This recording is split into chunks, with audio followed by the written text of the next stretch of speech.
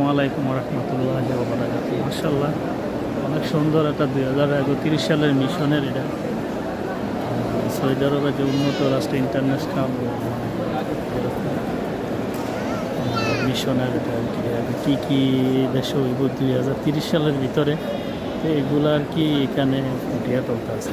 মাশাআল্লাহ, এটার ভিতরে অনেক সুন্দর, তবে এখনও উদ্বোধন করে নাই, তবে করবে এখন। মাশাআল্লাহ, খুবই সুন্দর করে সাজাইছে মার্কেটের ভিতরে।